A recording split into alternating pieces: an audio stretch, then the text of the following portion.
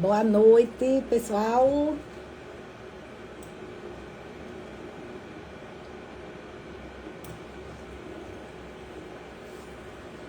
Vamos entrando.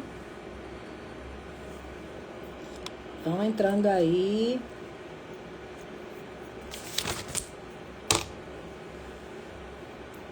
Olha aí, Graça. Vamos dar um tempinho enquanto vocês estão entrando, para a gente começar. Boa noite, nossa convidada, uma das nossas convidadas, a doutora Carla já está aí.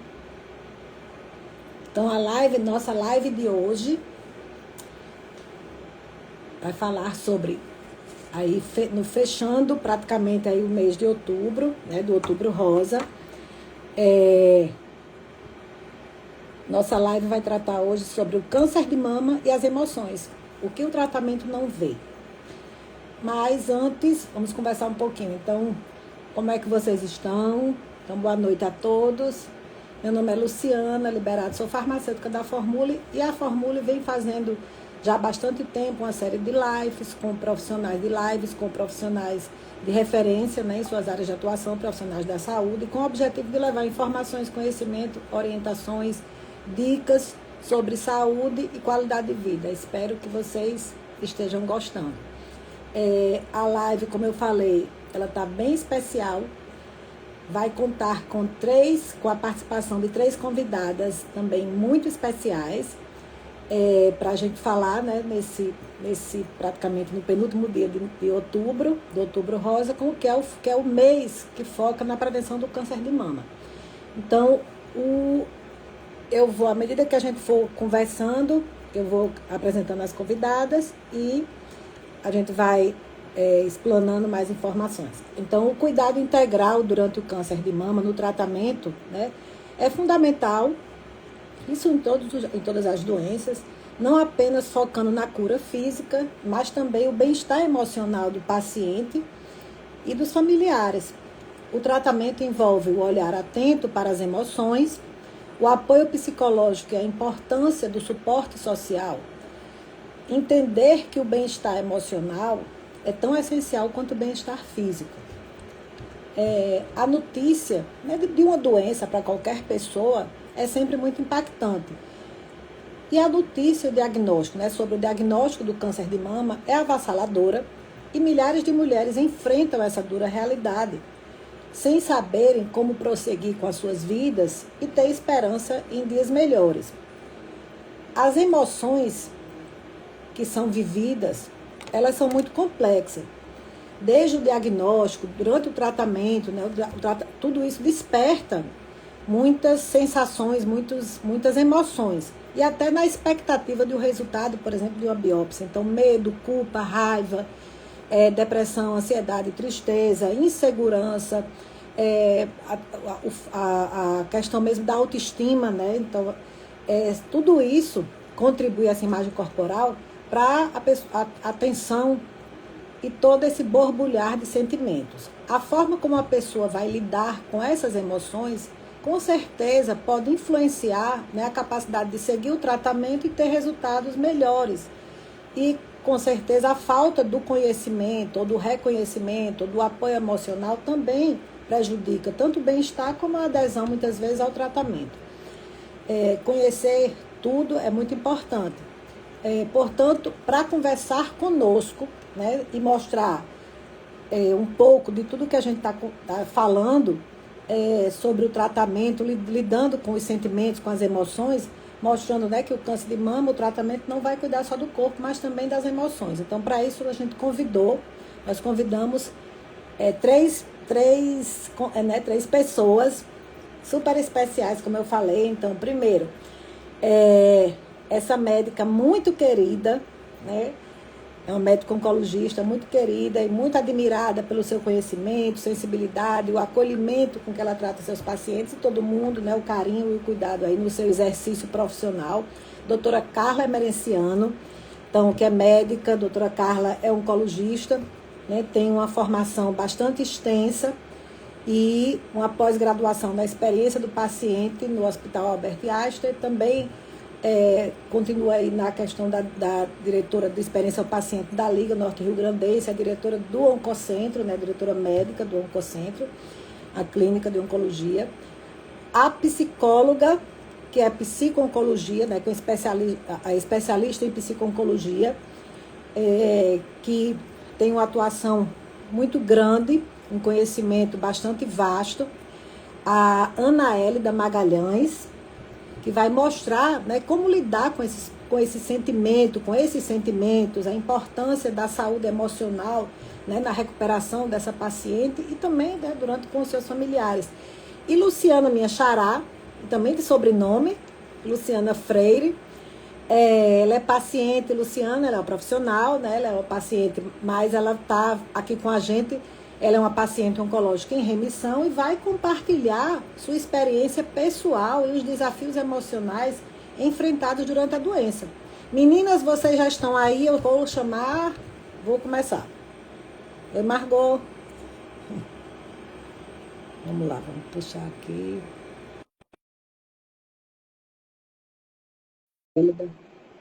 Doutora Carla.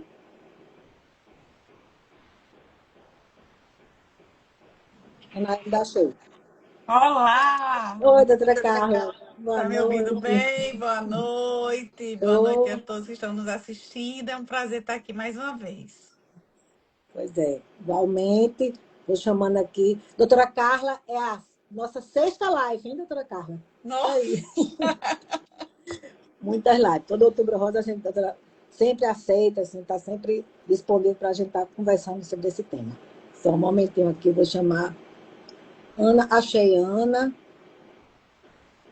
Luciana também, achei. Aí as Olá, meninas, oi Ana, boa noite. oi Lu, boa Tudo noite todo jóia? Boa mundo. Noite. Oi Luciana, boa Olá, noite. boa noite. Boa Boa todo noite. mundo está, estamos escutando, todo mundo está escutando umas às outras, eu quer estou dizer, todos escutando estão. Eu super tô, bem. eu Pronto. também. Então aí, se alguém tiver com alguma dificuldade de ouvir, também aí na live, só apontar aqui e vamos lá. Então, primeiro, boa noite, né, a todas vocês, doutora Carla, Ana, Luciana. Doutora Carla, mais uma vez aí, é sempre um prazer estar dividindo a tela com você. Nós estamos aí dando a continuidade à live e eu quero, em nome da Formula, agradecer a presença de todas vocês aí pela primeira vez, Ana Hélida e Luciana. É uma oportunidade muito grande para todo mundo, para as pessoas escutarem, né? E se sentirem mais acolhidas e terem bastante orientação e informação aqui com a gente. É uma oportunidade de entender, acolher e discutir a importância da saúde emocional durante o tratamento do câncer. Por isso, pessoal, fica aqui com a gente até o final e, além disso, escreve sua pergunta, caso tenha, que a gente vai responder no final. Envia também essa live para algum familiar eu acho que seja importante assistir. E junte-se a nós nessa conversa esclarecedora que promete aí tocar o coração e enriquecer a mente. Boa noite. As doutoras gostariam de falar alguma coisa? Nossas convidadas, assim, para a gente começar? Eu quero, a princípio agradecer, não é? Mais uma vez, eu já tinha até perdido as contas, Lu, então essa é a sexta live. Muito obrigada por sempre me dar Imagina, a obrigada. oportunidade de falar aqui. E esse ano eu estou particularmente feliz, né, por estar dividindo esse momento com você, com a Ana Hélida, que é minha amiga de infância, porque a gente descobriu que a gente estudou junta no maternal. Eita. E por Luciana, que foi esse presente, Luciana Freire. Passei, porque a gente tem duas Luciana Freire aqui na É, tela, né? Luciana Freire, que hoje está aqui como uma paciente, compartilhando sua história, que foi um presente. Hoje ela não é só uma paciente, é uma amiga, né, que me inspira muito com sua história, com sua família, que vocês vão conhecer um pouco da história dela. Eu sempre digo que quando os desafios vêm, eles vêm também com o propósito de nos ensinar a evoluir pessoalmente, mas também para inspirar quem está ao nosso redor. E Luciana traz isso na sua história de vida e como ela enfrenta tudo isso com firmeza, ao mesmo tempo com muita alegria e até com humor, né? A gente, quando a gente estava se reuniu para montar a live, a gente quase que não parava, então eu não É. sei. Se eu falar demais, por favor, me interrompam, porque é muito inspirador. Eu sempre agradeço a oportunidade de falar sobre prevenção, sobre diagnóstico precoce, porque eu sei o quanto isso impacta no desfecho do câncer de mama principalmente. Mas também é um prazer gigante quando eu consigo falar ao lado de pessoas que já vivenciaram esse processo e que estão aqui para desmistificar o câncer, né? Para dizer que tem cura, que tem tratamento, se chegar cedo vai ter cura, se chegar em outra fase da doença, a oncologia evoluiu muito e a gente vai ter a oportunidade de tratar e cada vez mais oferecer qualidade de vida. Então, eu estou aqui, vou deixar as meninas se apresentarem, estou aqui à disposição para a gente conversar. Muito obrigada mais uma vez. Obrigada. E aí, E aí, sou eu? garotas? É, isso aí. Bom, então, boa noite. É uma alegria estar aqui. Parabenizar a Luciana pela iniciativa. Agradecer muito pelo convite, primeira vez que eu venho estar aqui nesse espaço, mas estar junto de doutora Carla novamente, de Luciana, é uma oportunidade de aprendizado sempre. É muito bom, porque a gente vai estar conversando, talvez a gente até já se encontrou, né, outras vezes para falar sobre isso, mas sempre que a gente se encontra tem algo novo que a gente nem sabia dentro da gente e a gente vai compartilhando e vai aprendendo. Doutora Carla é uma amigona, né, ela me ensina muito profissionalmente, pessoalmente, tenho o maior prazer de trabalhar com ela.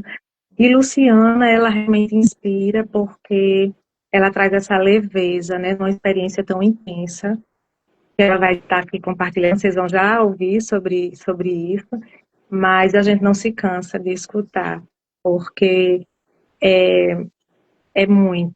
são muitas emoções, né? São muitas emoções. Eu acho que o tema que fala das emoções, durante esse percurso do câncer de mama, ele é muito pertinente porque todo mundo sabe, mas assim, parece que é tudo tão corrido, a gente vive já numa velocidade tão grande, e quando se depara com o diagnóstico de câncer, parece que essa velocidade triplica, porque a gente quer resolver tudo.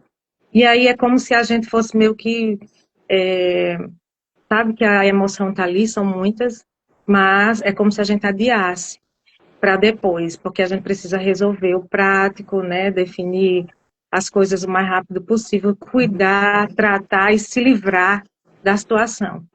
Então, para nessa live hoje falar sobre isso, eu acho que é uma oportunidade para a gente estar se olhando. Eu sei que aqui vai estar assistindo pessoas que já passaram pela experiência e elas têm sempre muito que contribuir com a gente, mas para quem também nunca viveu a experiência do câncer, né, de mama, eu acho que é um momento da gente se olhar, se perceber e que essas emoções que elas norteiam esse universo, esse contexto, elas podem nos ajudar muito ou nos atrapalhar muito. Por isso que olhar para elas, eu acho que é inteligente, né? No mínimo. Com certeza. Diga aí, Luciana. Boa noite. Boa noite. Luciana, minha xará, muito obrigada pelo convite. É um prazer, do fundo do coração, estar aqui. E na hora que eu for começando a conversar, acho que todo mundo vai entender também a alegria que eu sinto em estar participando desse momento. Muito obrigada, doutora Carla, por tudo. Tudo é um anjo bom. É aquele anjo que eu gosto de clicar na foto do WhatsApp quando eu estou aperreada para olhar e ver o sorriso.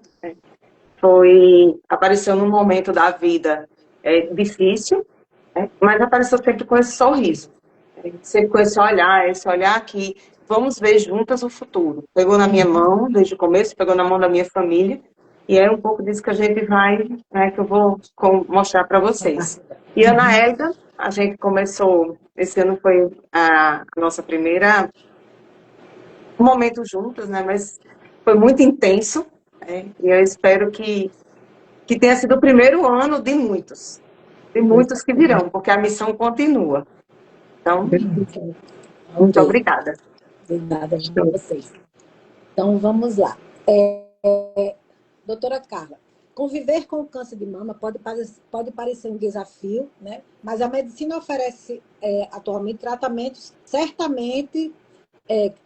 que certamente trarão qualidade de vida, mais qualidade de vida. A evolução, como você mesma estava comentando, né, através de um maior entendimento sobre o tumor, a biologia do tumor, tratamentos mais modernos, como a imunoterapia, terapias-alvo, isso ajuda bastante. Mas por mais que a medicina tenha evoluído e com o diagnóstico precoce também, né, até essas campanhas, né, isso é muito importante, e o percentual de cura, né, sendo alto também, o abalo psicológico é inevitável. Como você avalia tudo isso? Bom, eu acho que a gente precisa trazer para a discussão que câncer é uma doença muito antiga, mas que a gente só nos últimos anos começou a conhecê-la melhor. Quando a gente fala de câncer, parece que a gente está falando de uma única doença, mas na verdade, câncer são múltiplas doenças. E como a gente está no Outubro Rosa falando especificamente do câncer de mama, o câncer de mama ele tem comportamentos biológicos muito diferentes dependendo do subtipo molecular como ele se apresenta. Então, o câncer de mama ele tem características diferentes para mulheres diferentes, que vão ter abordagens diferentes, que vão ter tratamentos diferentes. E eu acho que a gente precisa começar daí, né? Porque quando a gente começou a conhecer mais a doença, quando o genoma humano ele foi decodificado, quando os genes foram melhor estudados, começou a haver tratamento específicos, mais personalizados. Então a gente entra numa era onde tem mais opções de tratamento e tratamentos menos agressivos, mais individualizados. Aquela receita de bolo que era o mesmo tratamento para todo mundo que tinha câncer de mama começa a se lapidar, né? Então a gente evoluiu muito. O que é que isso trouxe? Isso trouxe mais cura, isso trouxe mais sobrevida, isso trouxe mais possibilidades de tratamento, isso trouxe menos efeitos colaterais ou efeitos colaterais mais diferentes. Significa que no passado receber o diagnóstico de câncer, enquanto médica, eu tenho mais de 30 anos de formada. Quando eu dava o diagnóstico de câncer no começo da minha formação era de um jeito, hoje é de outro, porque eu já ofereço um cardápio de tratamento que a gente pode adequar para aquelas pacientes.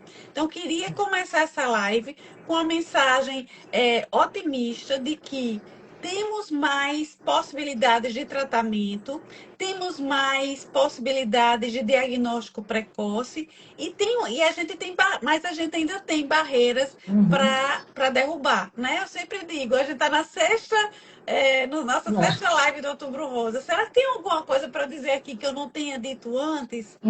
Sempre tem. Porque eu já descobri, eu já disse a Luciana isso, já teve pessoas que vieram para mim depois de ter ouvido conversas como essa e por isso teve um diagnóstico precoce.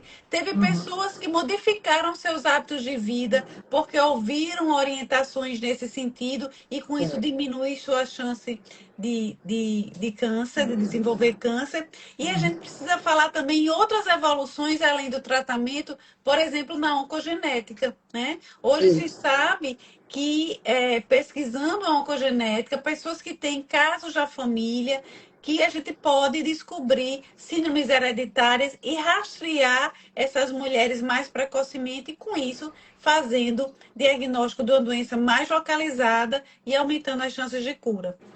Então, há maior chance de diagnosticar precocemente, há maiores opções de tratamento, tanto cirúrgico, hoje a cirurgia é muito menos agressiva, muitas vezes não precisa tirar a mama toda, há a possibilidade de fazer reconstrução imediata, o diagnóstico é mais preciso para você conhecer melhor aquela doença.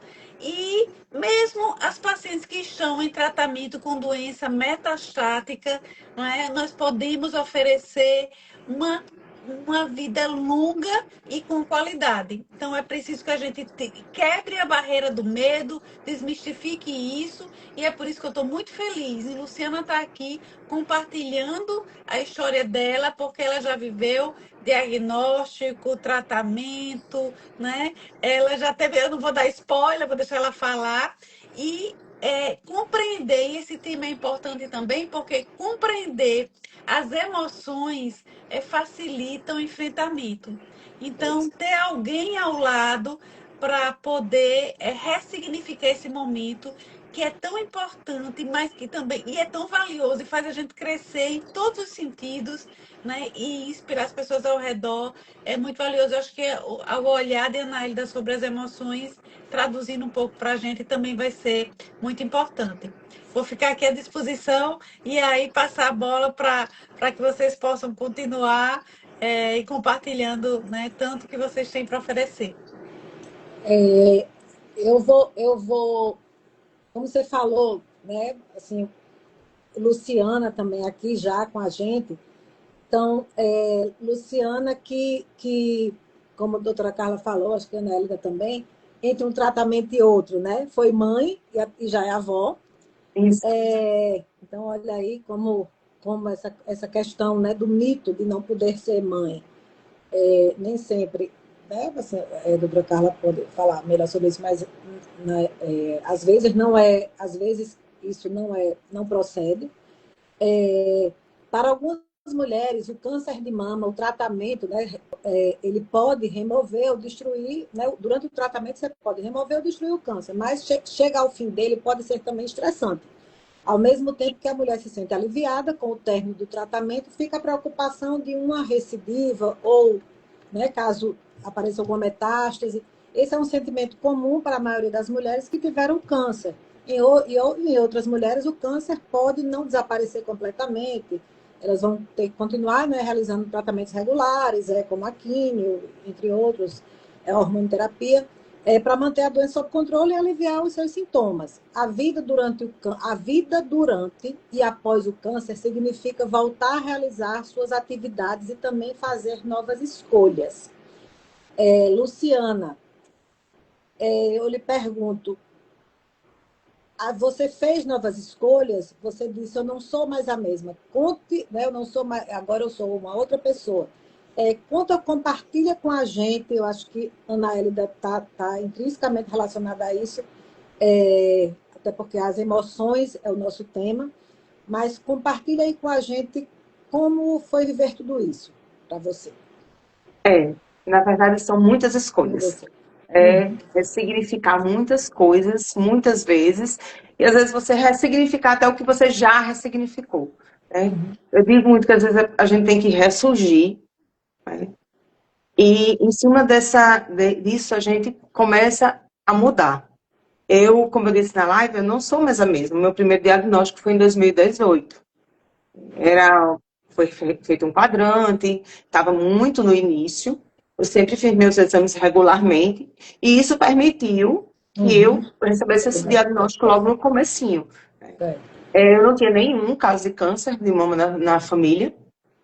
E fui fazer o exame. Mas no começo, alguma coisa no meu coração dizia que era o câncer. E eu dizia muito aqui em casa. Assim, eu dizia, Gustavo, eu tenho certeza que é. Mas também, se for, a gente vai tratar. Vai tratar, vai dar certo, demonstrar. E eu não sabia absolutamente nada do câncer, de nenhum tipo de câncer, porque eu não tinha tido um contato direto com ninguém. Era só do que se ouve falar, do que se vê. E, de fato, foi o primeiro, fiz o quadrante, precisei fazer a radioterapia. E fiquei bem. Foi quando eu conheci a doutora Carla pela primeira vez, né? O meu primeiro anjo foi a minha mastologista, o segundo anjo foi a doutora Carla como oncologista, e ela sempre assim, né? Pegando na minha mão, vai dar tudo certo. Graças a Deus eu tenho um apoio da família muito grande. Porque assim, uma das coisas, quando eu falo do câncer, eu não quero romantizar a doença, de forma alguma. Para cada pessoa, ela vem de uma forma diferente. Cada pessoa vê como vai passar por ela. Eu disse logo aqui em casa, quem vai determinar a maneira como o câncer vai atuar, serei eu. Né? Ele não vai passar pela minha vida, eu que vou passar por ele. Porque quando ele passa, ele vai ficando, que aí é o tempo que ele quiser. E quando eu redefino, eu vou definir como as coisas vão. Mas eu entendo que eu tive essa postura porque eu tinha quem pegasse do meu lado, que pegasse na minha mão, caminhasse comigo. Foi o que aconteceu com toda a minha família, né? A gente sabe que o índice de mulheres que são abandonadas pelos companheiros, pela família, após o diagnóstico do câncer de mama, que é o que eu vou falar, é muito alto. Eu não tive esse problema. Então, 2018, primeiro tratamento, tudo bem. E aí veio o início de 2019, eu já estava na remissão, enfrentei o câncer de mama da minha avó, que veio depois, né? Que não era igual ao meu, o meu era o triplo negativo, o dela já tinha o receptor hormonal, ela já tinha 96 anos, era um caso diferente, mas a gente caminhou junto. E eu, assim, eu disse, tu vai ver que eu vim antes para poder saber o caminho que eu precisava percorrer com a minha avó. A partir daí eu já vi que eu tive que ressignificar aquele resultado de uma forma diferente, eu tinha que ver. Então aquela Luciana de 2018 já não tinha mais. Os valores mudam, né? A gente começa a determinadas coisas que a gente valoriza tanto, aquilo não tem valor nenhum, aquilo vai passar. E aí, no final de 2019, eu descobri que eu estou grávida novamente. Da minha terceira filha. Só que eu já tinha uma filha de 25 anos e um filho de 23. Que já estavam formados, já estavam prestes a constituir suas famílias, os dois já estavam noivos, já iam casar. Na minha cabeça eu ia ser avó. Estava muito mais próximo de eu ser avó. E aí veio Clarice. Clarice nasceu, eu estava na remissão, estava tudo bem, fazia meus exames, pude amamentar, mas eu não produzi leite pela mama, que eu tinha tido câncer pela radioterapia. Mas produzi muito leite pela outra, doei leite, experimentei coisas diferentes que eu não tinha experimentado nas outras gestações. Foi no período de pandemia, nós todos juntos. E quando eu terminei de amamentar, quando eu descobri que estava grávida, eu corri logo para a doutora Tereza, mastologista, para a doutora Carla. Eu precisava ouvir delas se ia dar tudo certo. E as duas me tranquilizaram. Não, está tudo bem, a sua gravidez, você vai fazer os exames que a gente pode fazer, que era a ultrassonografia, e vai dar tudo certo. Você vai amamentar a sua filha, e quando ela tiver com 6 meses, aí a gente para a amamentação. E assim eu fiz, foi tudo muito tranquilo. Quando eu terminei de amamentar, veio novamente o outro diagnóstico do câncer de mama. Ele havia voltado. E aí, dessa vez, eu precisei realmente fazer uma mastectomia. E, em cima disso, foram várias reconstruções, algumas não deram certo. E aí, nesse tempo, você começa a ver coisas que vão acontecendo, né? Que aí tem uma pausa que eu vou dar, que é uma coisa que aconteceu em 2018, bem engraçada, que aí foi a primeira vez que eu precisei ver que eu não estava, eu sempre tive o controle daqui de casa, de todas as coisas, né? Eu sempre gostava muito de tomar a frente, ser a médica, cuidar de todo mundo. E nessa vez eu não percebi que eu precisava ser cuidada, né? E aí eu cheguei para fazer a cirurgia e eu sou muito tranquila com cirurgia. Não tenho problema nenhum, pelo contrário, eu vou já pensando na anestesia, que eu vou dormir, vai ser uma noite que eu vou ter paz, né? Todo mundo vai dizer, tá, vou deixar ela dormindo, que ela não está anestesiada. E aí eu estava tranquila nessa minha vibe, até que eu recebo orientações, eu recebi orientações pré-cirúrgicas, né?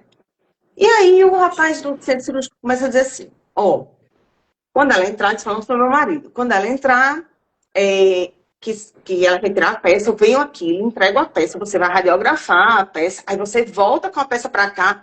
E nessa hora começou a me dar uma angústia, porque isso vai dar tudo errado. E começou a me dar vontade de chorar. E ele dizia assim, não se preocupe não, vai dar tudo certo. E eu digo, não, com a cirurgia vai dar tudo certo, não vai dar certo com esse pedaço, porque o Gustavo é muito... Ele é uma pessoa muito boa, mas ele é muito desligado. Então ele é acostumado que eu sempre dou todas essas coordenadas. E nesse dia, ele disse que quando recebeu minha roupa, recebeu a peça e saiu para fazer, né? Quando eu volto da cirurgia, encontro o Gustavo bem deitado na minha cama do quarto. E eu, Maqueira, senhor dá licença aí, porque a paciente chegou. Aí ele se levanta. Aí eu esperei o Maqueira sair e fui reclamar. Gustavo, você deitado na cama. Ele disse, você não sabe o que aconteceu. Ele começou a me dar a roupa, as pedras. Eu fui, Luciana, no carro, estava chovendo. Quando eu entrei no carro, cadê a peça? Perdi a peça. Ele perdeu a peça estava lá na entradinha ali do São Lucas, do estacionamento, né? Ou seja, se tivesse passado um carro, adeus, não tinha mais. Eu não estava nem aqui fazendo essa live com vocês. Então, assim, foi nessa hora que eu disse, eu preciso realmente deixar que as coisas aconteçam. É quando, eu acho que foi a primeira vez que eu disse, não, eu realmente preciso deixar as coisas fluírem, eu preciso ser cuidada. Isso. E aí, com o segundo diagnóstico, né, já com Clarice, então eu precisei realmente, por muitas vezes, abdicar de coisas, né? Eu não pude tomar banho de mar com ela, né? Clarice nasceu em agosto de 2020. Então, eu só pude tomar banho de mar com Clarice esse ano, janeiro de 2025. Porque em todos os veraneios eu tinha feito alguma cirurgia. Alguma cirurgia reparadora, eu não podia ir ao sol. Então, são pequenas coisas do dia a dia que nos são tiradas. Coisas que você nem imagina, né? Mas que elas acontecem. E aí, como é que você vai lidar com tudo isso? Com um apoio. Você realmente precisa de um apoio muito grande familiar. Né? Ou de um médico. Às vezes eu digo muito. Às vezes você não tem a família, mas você tem o médico. Às vezes você não tem, o médico não está do lado, mas o técnico que está ali na quimioterapia com você, às vezes o seu alicerce. Né? Então, é uma rede muito grande de apoio que a gente precisa. São pequenas coisas que a gente tem que aprender a vivenciar. Numa das vezes, eu fiz várias cirurgias reparadoras. E eu precisei ficar sem prótese por 6 meses. Eu acho que essa foi a vez que me doeu mais. Ah, mas você bota uma prótese externa. Ninguém sabe o que é andar com a prótese externa, porque ela cai. Ela cai. E ela caiu, a minha caiu, na frente de pessoas que eu não gostaria que ela caísse. Você tem que, na rapidez ali, trocar e botar novamente. Eu lembro uma vez que eu tive tanta raiva da minha que eu joguei ela na parede. Quando eu joguei na parede, eu disse, agora, se eu ficar sem ela, é pior. Né?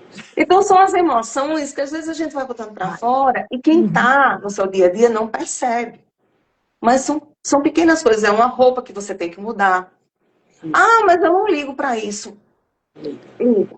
Sabe, às vezes você vai e liga. Às vezes as pessoas diziam assim, se fosse você, eu não botava mais prótese, porque não sei quem ficou sem. Aí eu dizia, é um ser evoluído. Eu ainda não evoluí esse ponto, porque também começam essas comparações. Né?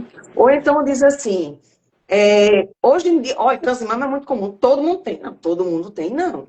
E eu entendo que às vezes, quando as pessoas dizem isso, elas não dizem de maldade. Elas dizem querendo aliviar aquela dor que você está sentindo. Mas não alivia. Não é, a realidade não é essa. E aí, eu fiz todas essas cirurgias reparadoras. Quando eu achei que estava tudo bem, me aparece uma manchinha. Uma manchinha na mama. E eu disse, essa manchinha não estava aqui. Aí meu marido às vezes dizia, não, eu acho que tá. Você que não percebeu. Eu disse, não, vou começar a fotografar. E comecei a fotografar a mancha. E a fotografar, e eu comecei a ver que essa mancha estava crescendo, até que era, novamente, o câncer. Então, a importância também de você conhecer seu corpo, de você se olhar, né? E a importância, eu tive médicos, eu tive a doutora Carla, que ela me ouviu, né? Então, eu disse, não, essa mancha não estava desse jeito. E comecei a mostrar as minhas avaliações. E a partir dali, a gente vê que realmente era novamente o câncer. E dessa vez, eu precisei fazer a quimioterapia, eu fiz a imunoterapia, dessa vez uma mudança que a doutora Carla falou na evolução do tratamento. Em 2018, no meu primeiro diagnóstico, eu não tinha essa oportunidade da imunoterapia. Agora, em 2020, no caso foi em 2024, eu já tinha a imunoterapia.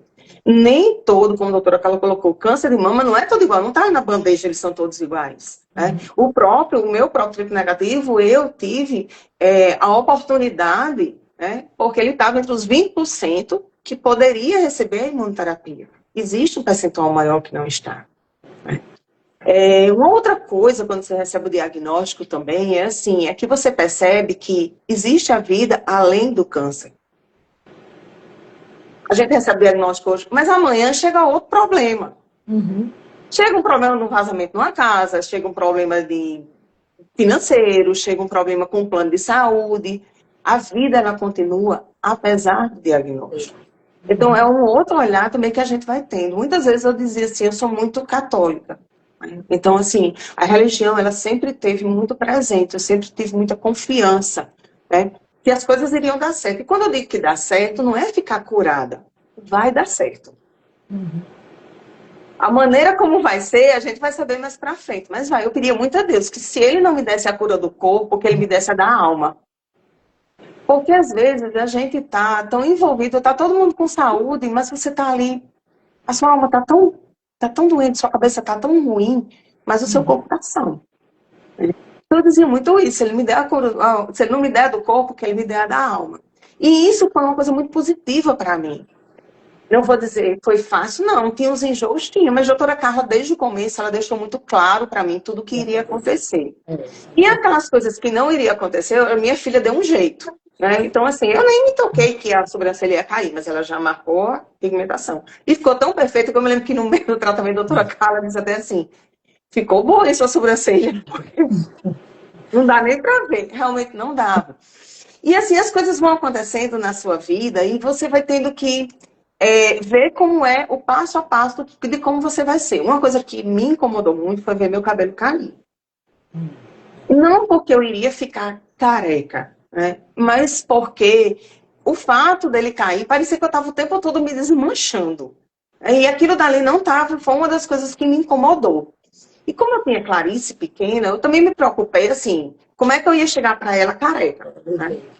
E aí eu comecei a conversar com ela, eu nunca escondi nada dela. Eu disse que que eu ia fazer um tratamento, que eu estava com um problema na mama, que eu estava com uma doença, que eu ia fazer um tratamento, que eu ia tomar um remédio, que havia dias que eu ia ficar meio enjoada. E meu cabelo ia cair. Aí ela disse assim, você vai virar um bebê? Aí eu disse, não, porque eu ia ficar careca. Você vai virar um bebê? Eu disse, não. Ela disse, você vai voltar para o estágio 1, porque tudo que a gente diz que é coisa de bebê vai voltar para o estágio 1, né? Então ela disse, você vai para o estágio 1? Eu disse, não vou para o estágio 1 da escola. Então, assim, essas coisas do dia a dia também, o fato, Clarice me ajudou a tentar encarar certas coisas com muita naturalidade. Eu lembro que no dia que eu decidi que eu ia raspar minha cabeça, eu disse, a quem eu vou confiar, né? Eu não sabia como eu ia lidar com tudo isso, quando eu ia lidar com o momento. Eu achava que ia ser tudo bem, mas a gente não sabe. E aí eu liguei para a pessoa que faz minha depilação. Eu disse, onde você tem máquina? Tenho. Eu disse, pois eu preciso que você vá para o salão amanhã cedo, antes de ele abrir, porque você vai raspar meu cabelo. Eu não dei nem a chance se ela queria ou não queria, se dava certo ou não. Foi a pessoa que eu escolhi. E Gustavo disse, quer que eu vá para você? Eu disse, não. Eu vou só, que eu não sei como é que vai ser. Minha única preocupação era ter um lenço quando eu voltasse para casa, porque eu não sabia o choque que eu ia ter e nem o choque que Clarice ia ter. E aí eu fui, o lenço, aí é um outro parto. Como colocar o lenço. Né? Aí você vai para o vídeo do YouTube para você tentar aprender, é tudo novo. Mas é uma coisa que precisa acontecer. E aí eu e a depiladora, a gente foi junta. Nós aprendemos juntas a colocar o lenço, né? E quando eu cheguei em casa, que Clarice olhou para mim e disse, Clarice, eu fiquei careca. Aí ela disse, deixa eu ver. Aí ela puxou. Aí ela começou a rir. O problema foi depois, porque ela queria mostrar a careca para todo mundo. Mas aí isso, por outro lado, foi muito bom para mim, porque a gente começou a ver uma fase com humor, né? Que ia passar. Ela encarou naturalmente a quimioterapia. Eu pedi só para que fosse na sexta-feira, porque eu conseguia deixar Clarice na escola de segunda a sexta, sábado e domingo Gustavo estava em casa e poderia sair com ela. Eu sabia que eram os dias que eu poderia ficar mais enjoada. E aquilo dali ia ficar de uma maneira muito mais tranquila para ela. E eu acho que foi muito fácil. Ela chegava lá no Oncocentro achando que lá era ótimo, porque quando ela chegava, dava um bolo, dava um suco, então era o canto do lanche, ela chegava para me pegar. Então era o canto do lanche. Então até isso facilitava muitas vezes. Né? E o apoio que eu tinha lá, o apoio que eu tinha dos técnicos, que eu tinha dos farmacêuticos, que eu tinha do pessoal da recepção. Você chegar num local, a gente viu uma alegria muito grande lá. Às vezes, eu acho que parece que para as pessoas, o salão da quimioterapia é como se fosse um ambiente triste. E não é. Lá você está com pessoas que elas sabem exatamente o que você está passando. Elas sabem a sua dor, cada uma da sua maneira. Eu digo muito, porque eu gosto muito de dizer que problema não tem tamanho, é problema. Todo problema que ele tira do eixo, seja ele qual for, né? Que tira sua noite de sono, que tira sua concentração, é problema. Problema de saúde não é maior do que dinheiro, não é maior do que filho que não estuda, não é maior do que briga com o vizinho, é problema. E a gente precisa encarar, porque eles continuam acontecendo. Aconteceram problemas durante o meu tratamento, outros de outra ordem, que eles foram tão grandes quanto aquele que eu estava. Então, assim, Um outro olhar que a gente precisa ter é esse. Às vezes a gente quer diminuir. Às vezes as pessoas dizem assim para mim, olha, nos outros dois diagnósticos, pior é fulano, olha, fulano. Você acredita que fulano fez químio? Aí eu não tinha feito ainda, né? Então só tinha a cirurgia errada. Aí eu até outro dia disse a doutora Carla, eu digo, então agora eu cheguei no top, porque eu fiz químio, raio e é imuno. Né? Então, assim, porque às vezes você até as pessoas, pior é fulano não. A gente não pode minimizar, a gente tem que começar. Uma das Exato. coisas que eu vejo hoje Uhum. como missão é a gente tentar entender a dor do outro. Exato. Que às vezes Né? a pode ser pequena para outro, mas para ela é a dela. É a dela, é a Daquele que jeito, você está passando. E é muito importante essa questão dessas emoções. Eu precisei sair, eu realmente não tive como fazer a minha cirurgia, a última, porque era uma cirurgia diferente, eu já tinha feito uma do grande dorsal, em 2023, então eu não podia mais, eu precisava fazer uma outra. E eu tive que fazer fora. Né? E aí, quando foi fora, a gente teve, para a cirurgia, a gente foi só, a gente ficou longe da família, a Clarice ficou aqui, eu fiquei junto do meu filho, que morava em São Paulo, mas fiquei longe também da minha outra filha, que morava na Bahia. E, assim, foi um período difícil, né? Mas também foi um período de muita aprendizado. Ficamos só nós. Né? Então, nós, com todos aqueles problemas, e aí você conhecer outros profissionais que eu tinha muito medo de sair daqui de Natal, porque eu tinha um amor tão grande, eu recebia tanto amor, tanto carinho dos profissionais que estavam do meu lado, que eu tinha muito medo. Nesse momento eu senti medo de sair, o que é que eu ia encontrar? E graças a Deus eu encontrei uma equipe tão acolhedora quanto a que eu tinha aqui. Isso foi muito positivo também. Eu sei que eu fui muito agraciada com tudo o que aconteceu. Né? E quando a gente levou Clarice, eu fiz a radioterapia, optei por fazer em São Paulo, não por aqui, porque era o mesmo tipo, só que lá eu ia ficar junto do meu filho, eu estava junto dos cirurgiões que tinham me operado, o plástico e o oncológico, então para mim seria mais fácil nesse aspecto. E aí Clarice, mais uma vez, vem para mostrar, né? Chegava lá, ela dava notícia, todo Uber, ela dizia, sabe por que a gente tá aqui? Porque a minha mãe teve nódulo no peito, porque ela precisou tirar, e agora ficou careca, e agora... E assim, ela ia. No elevador, ela contava a vida de todo mundo. Então, assim, ela também me ajudou a ver tudo isso de uma forma muito mais leve. E assim, hoje eu vejo como minha missão, porque é que eu gosto tanto de falar. Né? Porque eu tive 3 vezes. Né? Eu não sei se eu terei, se Deus quiser, eu não terei mais. Mas se tiver, vai acontecer. E as pessoas, eu acho que elas precisam começar a ver isso. Ah, eu tive uma recidiva, chegou o fim do mundo. Não, não é o fim do mundo. Vamos continuar vivendo, vamos continuar aproveitando a vida, vamos continuar aproveitando todas essas oportunidades que surgem. É uma hora da gente ficar melhor. Essa semana eu brinquei com uma amiga, porque ela disse que eu não dou trégua a ela nas orações. Né? Aí eu disse, olha, veja que é uma maneira de se santificar. Sempre rezando por mim. Se você não dá trégua, eu digo, mas é uma maneira, entendeu? De santificar. Então, às vezes, através da nossa história, a gente pode mudar a história do outro. Através do nosso olhar, do que a gente viveu, a gente muda a história do outro. Então, hoje eu vejo que a minha missão é essa, é falar. Né? Eu gosto de falar do que eu passei, eu gosto de falar das coisas que a gente viveu. Tiveram coisas ruins? Tiveram. Eu tive profissionais que passaram por mim que magoaram muito. Muito, muito. Mas aí eu fico vendo, aí é uma maneira, às vezes, que eu tenho para dizer assim, como você não fazer? Às vezes você aprende, e até para eu não fazer com o outro, eu própria. O que eu passei, eu não quero que outras pessoas passem. Então eu, na minha profissão, na faculdade, né, com os meus colegas hoje de faculdade, que eu hoje estou fazendo uma segunda graduação, né, com os colegas mais novos, né, então assim, até a maneira que eu não posso falar com eles. Então, até isso ensinou. Então, eu acho que é muito importante, quando a gente encontra um diagnóstico desse, a gente vê a missão da gente daqui para frente. Isso não é um castigo. Uma vez eu ouvi uma pessoa dizer assim, por que é que eu estou com esse diagnóstico? Eu sou uma pessoa boa, mas isso não é merecimento. Não veio com merecimento, mas a gente pode crescer com ele. Eu não sou mais aquela Luciana, eu já mudei várias vezes. 2018 eu era uma, 2021 eu era outra, 2024 eu era outra. Se eu mudei para melhor, eu não sei. Né? Eu só sei que o que eu mudei eu gostei. Eu gosto hoje dessa Luciana que está aqui, né? E eu espero continuar mudando. Eu não quero perder essa essência que ficou em mim, sabe? De querer ajudar, de olhar o outro de uma outra maneira, de me doer com a dor do outro. Eu acho que na hora que a gente deixa de sentir a dor do outro, a gente perdeu uma partezinha muito importante da nossa vida, né? Então, assim, ter a Ana Hélida hoje aqui, né, com toda a experiência dela, para falar de todas essas emoções, né, que a gente vai passando, que, como eu estou dizendo, para mim, elas foram muito positivas, mas eu sei que tem pessoas que não têm esse mesmo olhar, que não têm esse mesmo sentimento. E eu compreendo, porque são outras histórias, com outros protagonistas, com outros familiares, com outras coisas. E uma coisa que eu bato muito é assim, eu venci o câncer. Não, porque isso não é uma batalha. Quem está aqui, quem não está mais aqui com a gente, não perdeu. Então, assim, eu passei, porque minha missão era essa, era continuar, né? Eu tenho que continuar.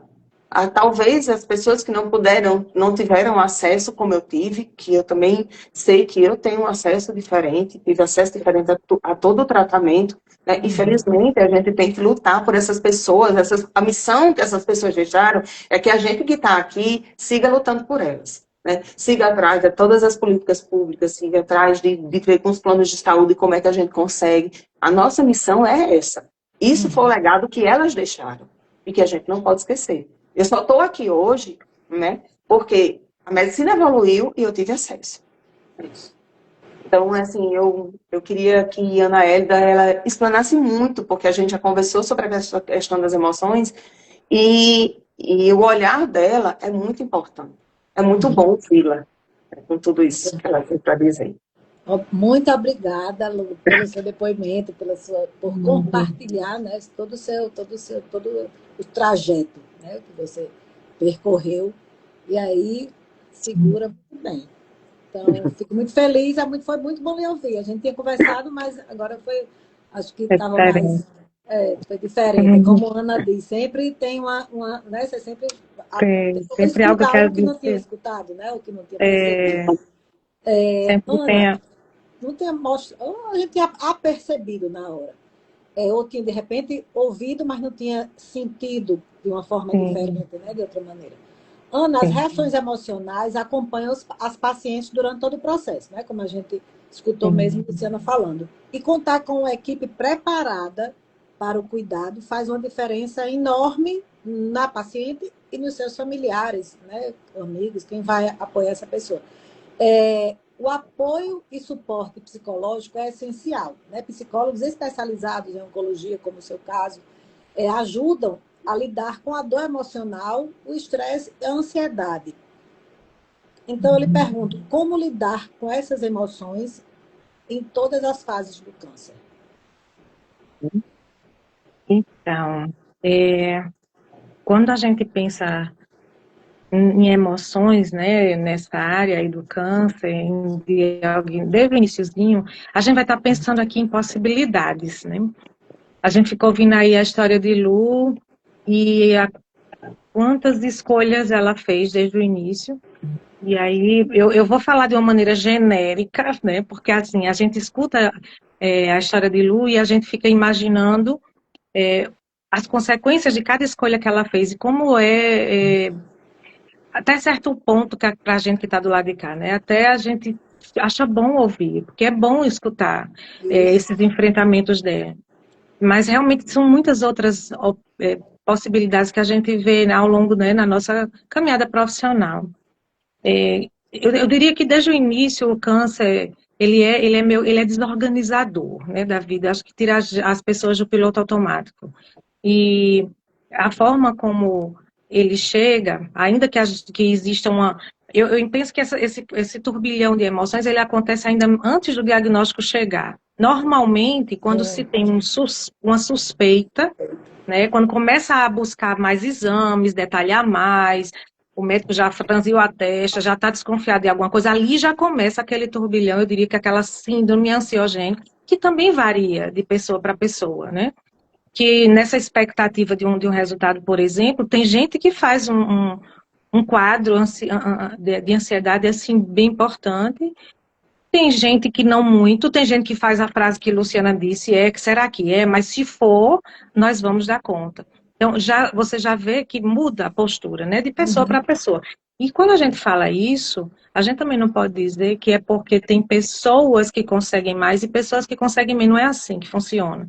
Porque também isso vai depender de tantos fatores, do momento, né, da vida da pessoa. Eu lembro, por exemplo, de duas situações que aconteceram similares, quando a gente estava, a mesma equipe acompanhando pacientes, né, oncológicos, e aí a gente teve uma descoberta de um câncer numa paciente jovem, que tinha acabado de passar numa seleção para viajar, para fazer uma pós-graduação em outro lugar, estava fazendo exames, mas estava assim com muitos projetos de vida pessoal e profissional a todo vapor, e uma outra paciente que na mesma época tinha se aposentado e que estava planejando fazer uma plástica de mama, porque não estava satisfeita com as suas mamas, e descobriu o diagnóstico. Claro, eu não estou dizendo aqui que uma sofreu mais e outra sofreu menos, mas a chegada do câncer em uma, eu diria que ela sofreu, foi difícil, mas ela lidou com as etapas de uma maneira mais, até mais ágil. Enquanto que a outra, ela tem que lidar com muitas perdas naquele momento, muito mais. Então, isso faz diferença também, além do que a pessoa tem ao redor. Quando o diagnóstico chega, e eu acho que a Luciana trouxe muito isso, as pessoas olham ao redor, eu vou contar com quem? Onde é que está a minha rede de apoio? E aí a família está ali, está disponível, é uma família que vai estar com condição e, né, querendo realmente ajudar. Às vezes quer, mas não sabe. Acho que Luciano foi você, uma das Lucianas, que falou sobre o índice de maridos, né, por exemplo, que deixam a esposa depois de um diagnóstico de câncer de mama. E aí, eu já escutei alguns maridos dizerem assim, eu saio de cena, mas não é porque eu não esteja sofrendo, é porque eu não sei ajudar. Eu não estou sabendo, é ela quem sempre tomou a frente das coisas em casa, e até na hora de eu fazer as coisas e tomar providências, quem aponta o caminho é ela. Agora, eu olho para ela, eu quero ajudar, mas eu só choro. E aí eu vou pro bar beber, olha. A pior coisa que ele fez. A escolha dele tinha uma razão de existir, entendeu? Mas aí é mal interpretado, e aí é aquele que, né, não tá nem aí e tal e tal. Então, tem muitas coisas que estão presentes nesses processos. Mas olhar ao redor e buscar onde é que está a minha rede de apoio, o que é que eu posso contar, com quem que eu posso contar agora. Aí olha para a família, às vezes não é a família, às vezes é um grupo de amigos, porque hoje em dia isso é muito comum, amigos que ajudam, às vezes não são os amigos, é um grupo da igreja, mas que também são, né, amigos. Então, são os recursos, né, eles vão sendo, assim, selecionados nesse momento, porque eles vão ser muito bem utilizados e eles são muito bem-vindos. Mas o principal nisso daí, eu acho que a Luciana trouxe muito isso, é como é que eu vou lidar com isso? A escolha é da paciente.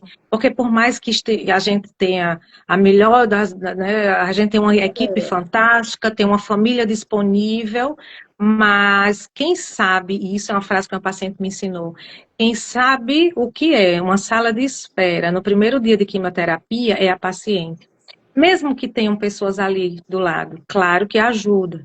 Mas é uma sensação que é vivido só por quem está lá. O paciente é único nesse sentido aí.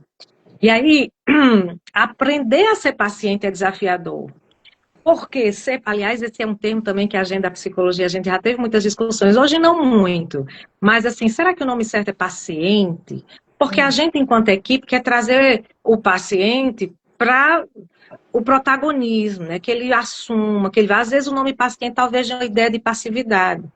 Mas aí um dia, um paciente me ensinou isso, né? Falou assim, não, mas o nome é paciente mesmo, sabe por quê? Porque você precisa ter tanta paciência com o processo do tratamento, que é preciso que você aprenda a ser paciente, sim. Você quer acelerar tudo, mas não dá, você tem que esperar. É a espera da consulta, é a espera do resultado do exame, é a espera do tratamento, e são muitas vezes, tem que voltar, e faz exame de novo. Então, essa espera e essa paciência, ela também é construída no processo. E aí, entender isso e descobrir como é que eu vou ser paciente, essa frase que a Luciana sempre diz, né? Espera aí que eu vou resolver e eu vou escolher como é que eu vou passar por cada etapa. E aí ela fez isso, né? Ela mostra isso quando ela diz, espera aí que eu vou ligar agora para minha depiladora porque eu vou tirar meu cabelo. Espera aí que esse negócio de cair cabelo não tá... E é dela. E não pode ser também tido, né, a história de Luciana como um modelo a ser seguido, porque outras pessoas vão escolher diferente isso. Como ela própria disse, né? Também não dá para ficar comparando. É igual a história, mas você não fez a quimio, então você tá bem. Aí ela depois fez a quimio, e agora? Então tô mal, lasquei agora. Não é assim que funciona, né? A doutora Carla trouxe isso, né, lá no começo, o quanto que o tratamento está cada vez mais personalizado, está cada vez mais individualizado. Então, não tem como a gente dizer, o dela foi pior, o meu foi melhor, o meu foi pior. Não, o meu foi específico para a minha situação. Às vezes tem detalhes na minha história de vida que vai mudar, né, a escolha da medicação ou da sequência dos tratamentos. Vou fazer uma quimioterapia antes da cirurgia para diminuir isso, ou para ficar mais confortável o tratamento, enfim, a cirurgia. Não, vou fazer só a quimioterapia depois. Então, tem uma série de coisas que são modificadas, mas que não necessariamente vai estar trazendo o melhor ou o pior. Há alguns anos atrás, as pessoas ficavam comparando a cor da quimioterapia. Ah, você vai usar vermelha, então a vermelha, né? Então, isso não procede, não é assim. E eu acho que as coisas vêm se modificando nesse sentido.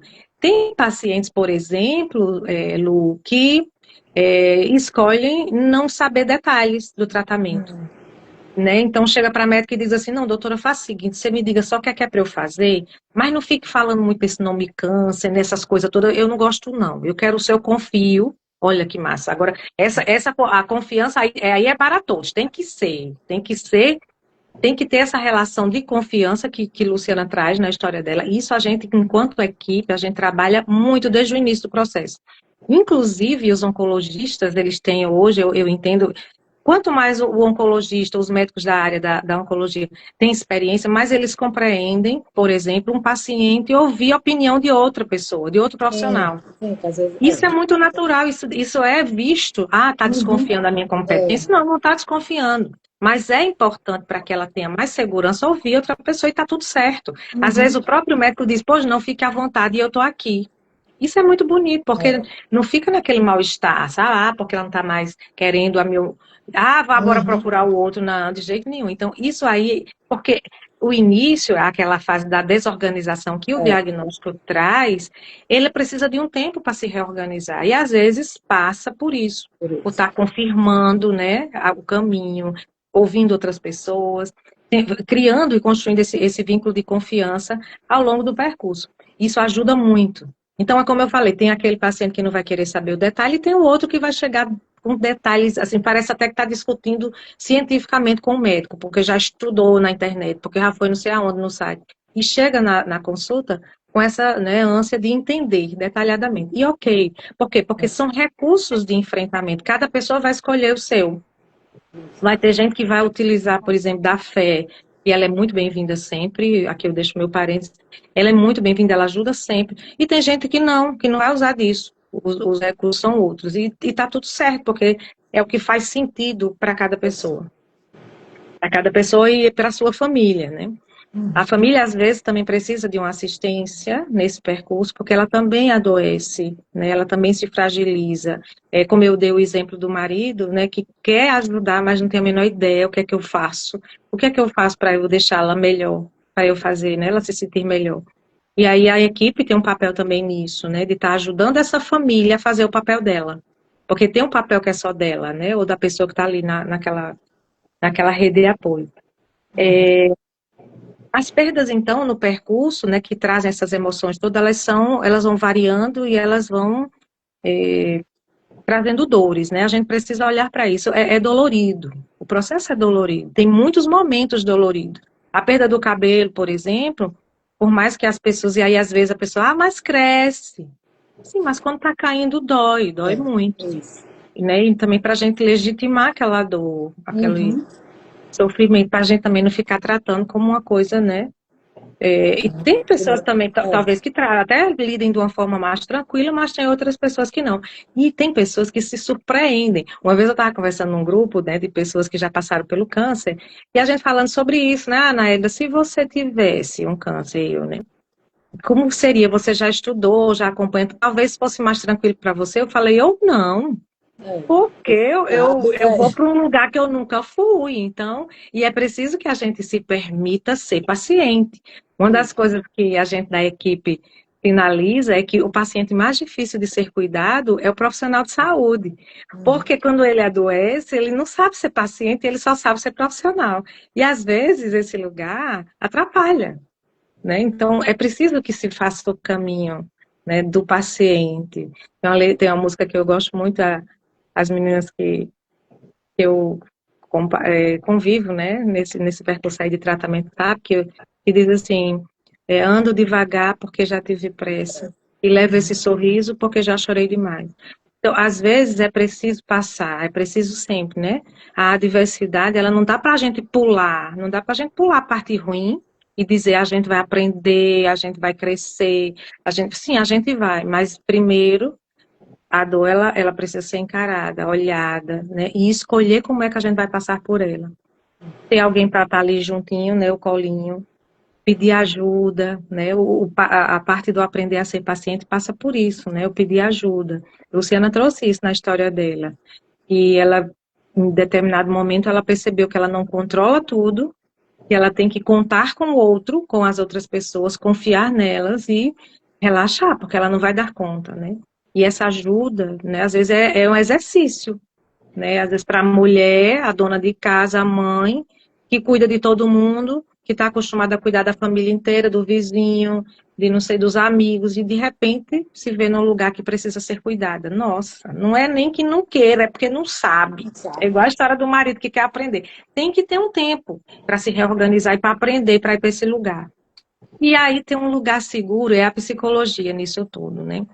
Ana Hélida, você poderia me perguntar, todo mundo que tem um câncer de mama vai precisar de um psicólogo, de psicólogo, de fazer uma psicoterapia? Eu diria que não, não necessariamente, tá? É bacana, se puder acionar também, acho que em algum momento é legal. E a gente vê, às vezes, na nossa prática, que boa parte das pacientes que passam pela experiência do câncer de mama, elas vão buscar psicoterapia no final.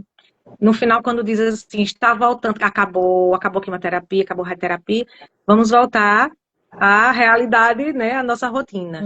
E esse é um momento de fragilidade, e é como se ela dissesse, espera aí que agora eu preciso arrumar como é que, como quando Luciana falou há pouco tempo, aquele eu que existia antes, ele está tão modificado que tem hora que eu digo assim, peraí, mas cadê eu e quem sou eu? Claro que a minha essência está aqui, eu ainda sou a mesma pessoa, mas eu mudei também. Então, às vezes, a psicoterapia, ela chega, ou as pessoas sentem a necessidade nesse momento. Vai ter gente que se desorganiza tanto no início, né, na hora do impacto mesmo do diagnóstico, que a melhor hora de buscar é essa também. Então, varia. Mas eu diria que o câncer, por si só, ele é terapêutico. Por que eu estou dizendo isso? Porque ele tira a pessoa da inércia, né? Ele traz reflexões. Eu acho que ele é terapêutico nesse sentido. Ele é uma parada obrigatória na vida da pessoa e provoca questionamentos. Por quê? Porque por mais que a gente tenha uma evolução no tratamento e uma sobrevida maravilhosa, sucessos nos nossos resultados, ainda é um diagnóstico que quando a pessoa vê, treme nas bases e tem medo de morrer. Eu acho que a morte ainda é uma ideia que vem associada ao diagnóstico, e o medo de morrer ele traz essas questões. Eu acho que é assim, eita, e agora? E se eu morrer porque morrer todos nós vamos, ok, mas ninguém pensa sobre isso. O câncer, ele é essa provocação nesse sentido, de que nos lembra que nós somos mortais. E aí, falar ou pensar sobre isso é necessariamente pensar o que foi que eu já fiz até agora e o que é que eu ainda quero fazer. E aí, acho que na história de Lu, né, ela teve o brinde, porque além dela dizer assim, eu quero viver, eu vou fazer tudo por isso, porque a minha vida ela é preciosa e eu vou fazer por onde? Eu ficar aqui mais tempo, porque eu tenho muita coisa para fazer. Aí ela ainda teve o brinde de Clarice, né? Porque aí Clarice veio para ser assim a cereja do bolo, porque além dela já ter decidido que ela ia ficar viva, né? E aqui ainda teve mais vida na vida dela, que foi uma nova vida, né? Que Clarice chegou com aquela forma de encarar e de perguntar com a inocência que também traz a paciente, né, para um lugar assim de contato com a essência, com a vida pura, né, de dizer, ó, mamãe tá careca, que mamãe escancarar essa realidade que a gente tem tanto pudor, né? E ao mesmo tempo faz a gente rir, dizer assim, ué, por que eu estava escondendo então, se ela está tratando de uma forma tão simples, né? E isso vai ajudando no enfrentamento, no passo a passo. Então, as adversidades, claro, elas vão estar trazendo esse crescimento, desenvolvimento da gente. Mas antes da gente crescer com ela, com as adversidades, com o sofrimento e com a dor, a gente faz a escolha anterior, que é dizer, eu quero continuar. Eu quero ficar aqui, eu não vou jogar a toalha, eu quero. Agora, pode ser que em algumas situações eu queira, mas eu não tenho força sozinha, vamos buscar ajuda. E aí tem equipe, tem amigo, tem religião, tem fé, tem, enfim, né? Aí é acionar tantas redes aí que vão ajudar. Tem uma frase de Vitor Frankl, na verdade é uma frase do existencialista Nietzsche, Antigona, que diz o seguinte, mas Vitor Frankl, que é um autor que eu gosto muito, ele diz o seguinte, quando se tem um para quê, se suporta qualquer como, ou se suporta quase qualquer como. Então, eu vou dizer novamente, quando se tem um para quê, se suporta o como. E eu acho que os pacientes, eles ensinam muito isso para a gente. Quando você decide, não, eu tenho um para que viver, eu quero viver, eu tenho muita coisa para fazer. Então, vamos embora. Bora-se embora, o que é que eu preciso fazer para que eu dê conta dos meus planos, dos meus sonhos, das coisas que eu quero viver. Então, se dar conta disso, isso é tão precioso, e é por isso que eu acho que quando a Luciana traz, né, o ressignificar, o olhar a vida de uma maneira diferente, eu acho que tem muito a ver com isso, né? Com se dar conta do valor e, ao mesmo tempo, da fragilidade da nossa vida, né? Do valor e da fragilidade na mesma intensidade, olhar para isso e olhar, olhar com encantamento. Não tem como a gente olhar e querer continuar e se esforçar sem um olhar de encantamento, sem vibrar com cada vitória, com cada pequena, grande vitória, né, ao longo do tratamento. E aí se suporta ficar longe, como ela disse, da família em alguns momentos, quando foi para São Paulo. Se suporta, né, a queda e aí tirar o cabelo, vamos raspar o cabelo. Se suporta determinadas coisas, por quê? Porque você tem um para quê, eu tenho algo que está mais na frente, que me impulsiona, que me motiva, que me faz querer ir, né? E vibrando e comemorando. Eu acho que hoje as equipes, de uma maneira geral, né, ao longo desses anos que a gente vem acompanhando a evolução das campanhas, né, do falar abertamente sobre o câncer. Eu lembro que a minha avó, ela não falava a palavra câncer. E aí o meu tio, o filho dela, teve um câncer, e aí ela falou logo, meu Deus, como é que tá o plano funerário? Vai morrer, tem que comprar o caixão.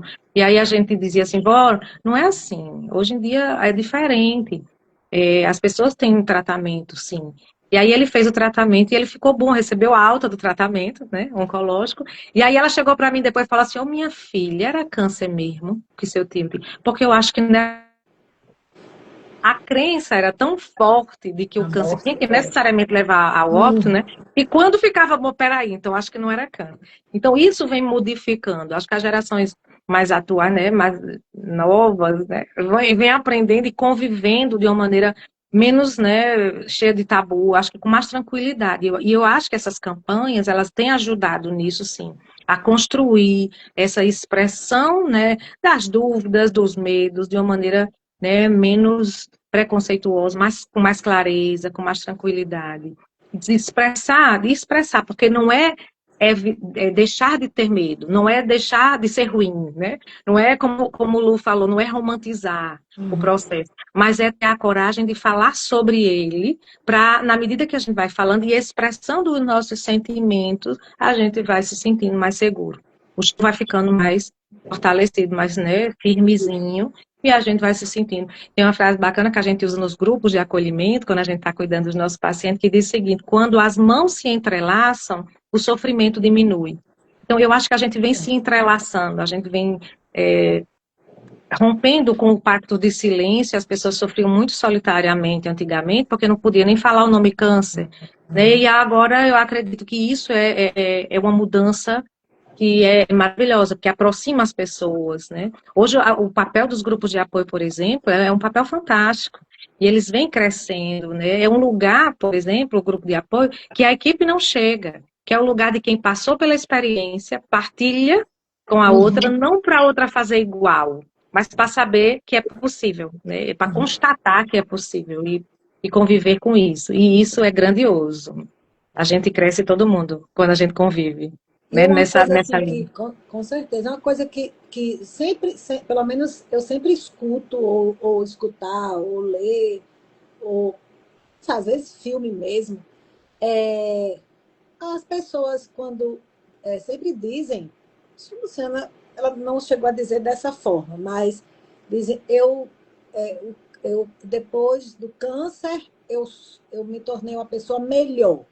Eu precisava ter o câncer para eu me sentir, ou para me ver de outra pessoa, mas melhor. Assim, sempre diz isso. É aquela que minha vida é uma coisa, o que, né, coisa, como é que chama? O marco, né? Eu é uma coisa Sim. antes e é outra coisa após. Eu sou outra pessoa. Mas sempre dessa maneira, assim, dizendo que se tornou melhor. Aquilo deixou ela melhor. Melhor no sentido. Bom, aí são vários. Eu foco muito, É, é muito no sentido mais emocional, espiritual, ou nessa maneira. e eu acho também que esse melhor, eu acho que tem muito a ver com o desenvolvimento assim do ser humano que passa por sofrimentos. Quando a Uhum, gente observa o nosso crescimento enquanto espécie humana, a gente vai crescendo, mas a gente cresce com dor. Quer dizer, a gente nasce chorando, ninguém nasce sorrindo. Quando vai aprender a dar, a gente vai cair para poder, né, endurecer as pernas e conseguir dar os seus passos. Então, a dor e o sofrimento, ela faz parte da vida, do processo de desenvolvimento, né? Então, para chegar, por exemplo, a ser um adulto, tem que passar por aquela fase dificílima da adolescência, né? Do aborrecente, da coisa de. Mas é um sofrimento necessário para você chegar no estágio seguinte. Então, eu acredito que os sofrimentos, eles já têm essa ideia desse desenvolvimento, né? No sentido de crescimento. E eu acho que quando se passa por essa questão do câncer, né? Especialmente quando a gente diz que é realmente um processo difícil, então, eu acredito que ele traga, de fato, um desenvolvimento. As pessoas conseguem enxergar coisas que anteriormente elas não conseguiam. Elas abraçam causas, né, nobres. Quando Luciana fala aqui que ela tem uma missão hoje, que é partilhar a história dela para que chegue em pessoas e possa ajudar, isso é nobre. E, assim, quando ela diz isso, nossa, eu consigo fazer isso porque eu passei por uma parte ruim. Não foi porque eu passei por um negócio bacana, não, porque a vivência do câncer não é bacana. Mas eu transformei isso numa causa que vale a pena.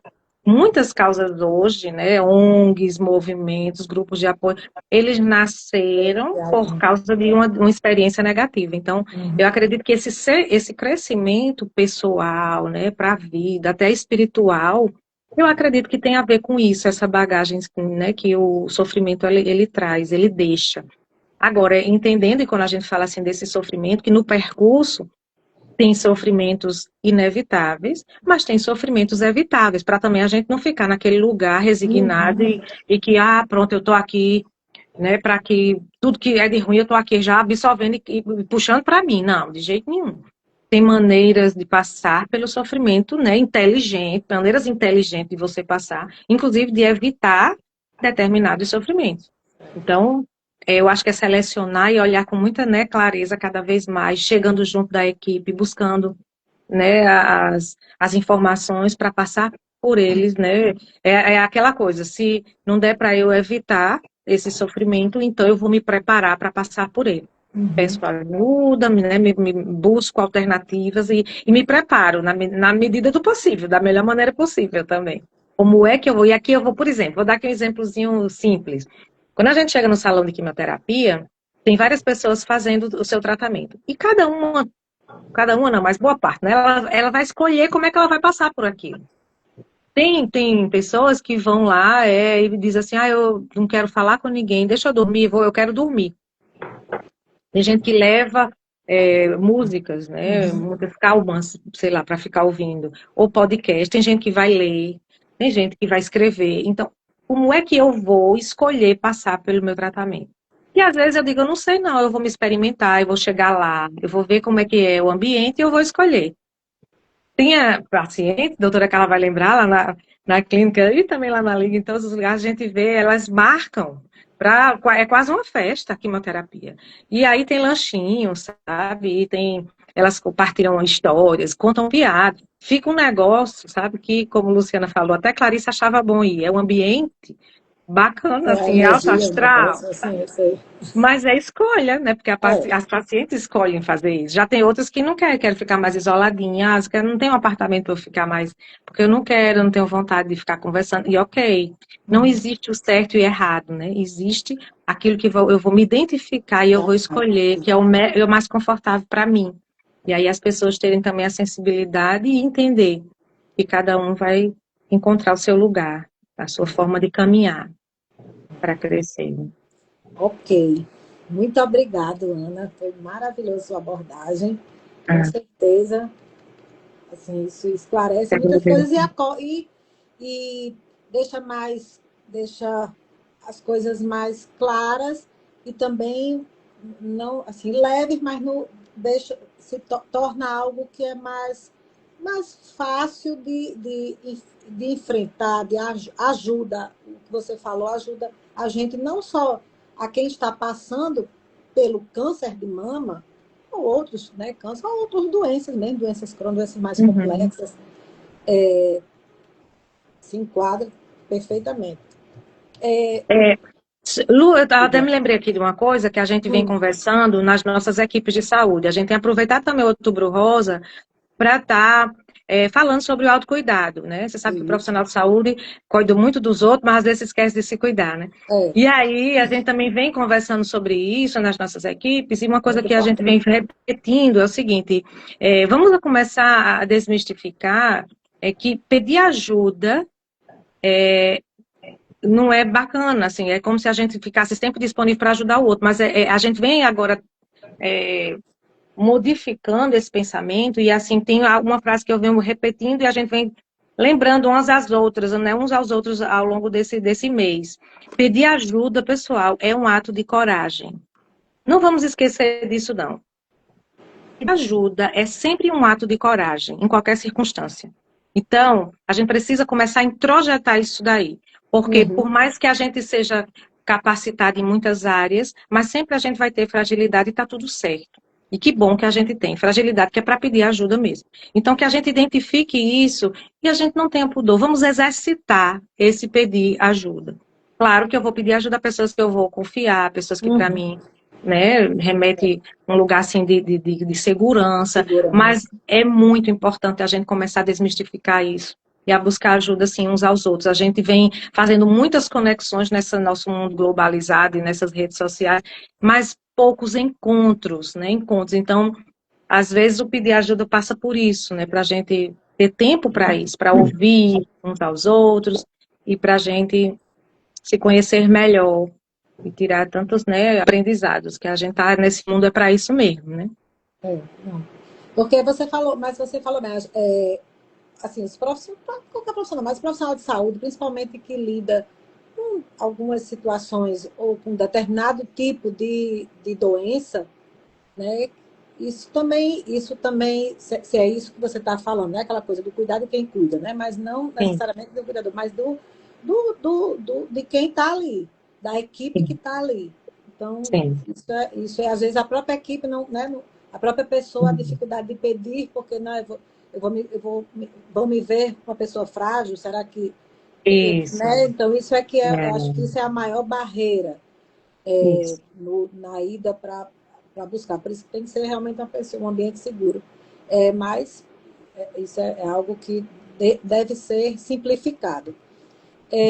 Você falou muito, vocês falaram aqui dessa. A gente, assim, muito desse processo, o processo, né, do tratamento, as fases, mas na opinião, tanto a doutora Carla como Luciana, Ana Hélida, já que está bem voltado para a parte emocional, um paciente, acho que a gente comentou até na reunião, um paciente, quer dizer, uma paciente que se deprime mais durante, ou que entra realmente num quadro de um transtorno depressivo grave, ou não, especificamente uma depressão, mas um paciente com uma emoção. Como assim? A pergunta é, como uma emoção, vou dizer negativa ou positiva também, como a emoção pode dificultar uma evolução positiva ou um desfecho melhor. E Tá. vice-versa, como uma emoção, como, né, a própria Luciana, pode facilitar. Eu sei aquela coisa dos bons pensamentos, porque, né, você às vezes pode se fechar e não querer, né, prosseguir, ou aquela coisa. Eu lembro uma live uma vez que eu fiz com o doutor Maciel, ele disse, olha, Luciana, eu chegava no quarto, no hospital, ela estava, uma paciente no quarto escuro, a outra estava no quarto, estava com a janela aberta, estava lá, aquela coisa, na luz lá Sim, no sim, quarto, sim. assim, mais ou menos. Foi nesse sentido. Sim. Então, cada pessoa encara de uma forma, como você disse, né? Um cantinho para fazer a quimioterapia. Então, porque a gente sabe que a emoção, ela adoece também. Sim. Depende de como ela, né? É. Então, como isso é visto?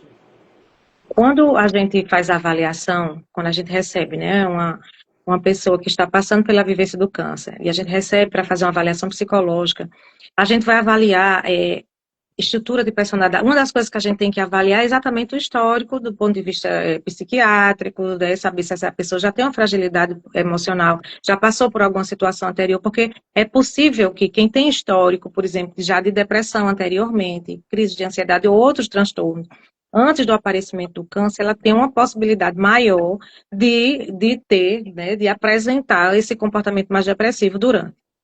Mas mesmo quem não tem o histórico, ela também pode apresentar assim.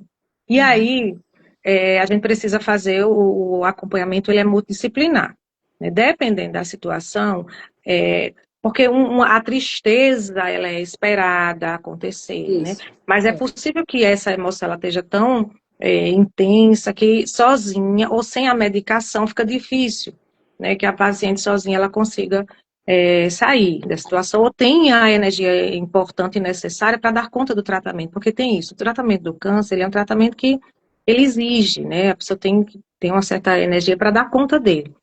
Então, nessas situações em que essa fragilidade ela está muito importante e a gente percebe que é algo que precisa da medicação, não tem outra opção, a gente precisa realmente acionar o médico, um psiquiatra, né? Normalmente, quando a pessoa já tem história, que é possível até que ela já tenha um que acompanha, né? E aí é até melhor, que já conhece a pessoa, para a gente usar a medicação e fazer paralelo, né? Faz a medicação e faz também a psicoterapia de apoio, para a gente estar fortalecendo, né, essa parte da psicológica para ela dar conta do tratamento.